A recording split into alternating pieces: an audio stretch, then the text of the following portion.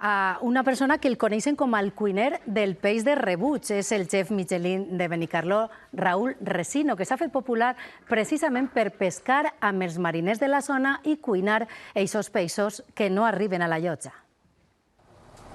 En els seus estius a Benicarló, Raúl Resino ja posava els peus a les barques. Cuando sonaba a las 4 la sirena de la lonja, yo me iba corriendo descalzo a subirme a los barcos. Ara este chef Michelin és vist de pescador abans de posar-se el davantal. Soy marinero antes que cocinero. Me siento a tirar pescados y a trabajar con ellos. Es mi vida.